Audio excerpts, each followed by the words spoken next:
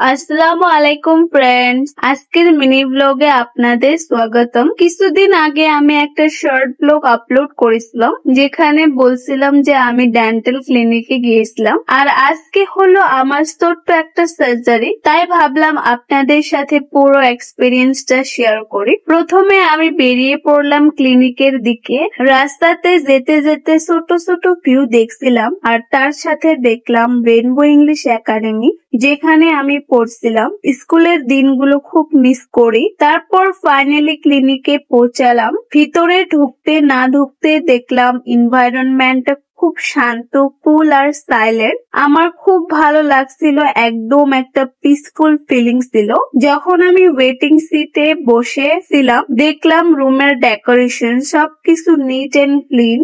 তখন একটু টেনশন ছিল যে কি হবে, কিন্তু এট দ্য সেম টাইম একটা কনফিডেন্সও ছিল। একটু পর ডক্টর ডাকলো, প্রথমে ইনজেকশন দিল আর বলল 10 মিনিট রেস্ট করতে। ইনজেকশন দেওয়ার পর ধীরে ধীরে আমার মুখটা নাম হয়ে গেল, একদম অন্যরকম ফিলিং। 10 মিনিট পর ডক্টর প্রসেস স্টার্ট করলেন। ডক্টর খুব কেয়ারফুলি আমার দাঁতের পাশের মিটটা কাট করলেন, তারপর চেক করলেন আমার টিথ প্রপারলি।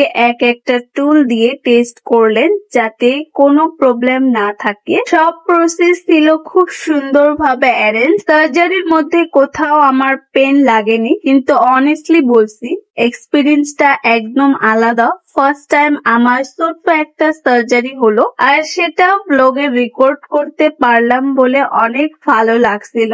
আলহামদুলিল্লাহ পুরো প্রসেস স্মুথলি হয়ে গেল, কোনো প্রবলেম হয়নি। ডক্টর বলল বেশি প্রেসার না দিতে, আর মেডিসিন দিয়ে দিল। আবার বলল যে 1 সপ্তাহ পরে আবার চেক আপে যেতে লাগবে। আমার মা সব মেডিসিন গুলো বুঝিয়ে নিল। আপনাদের যদি দাঁতের কোনো প্রবলেম হয় তাহলে অবশ্যই রহমান ডেন্টাল ক্লিনিকে আসতে পারেন। হাটসিংমারি নিয়ার সার্বজনীন জাতীয় বিদ্যালয় স্কুল অনেক ভালো ট্রিটমেন্ট করে। তো ফ্রেন্ডস, এই ছিল আজকের মিনি ব্লগ। আর আপনাদের কাছে রিকোয়েস্ট, ব্লগটা ভালো লাগলে লাইক, শেয়ার আর কমেন্ট করতে ভুলবেন না। দেখা হবে নেক্সট আরেকটা ভিডিওতে। ততক্ষণ ভালো থাকো, সুস্থ থাকো। আল্লাহ হাফিজ।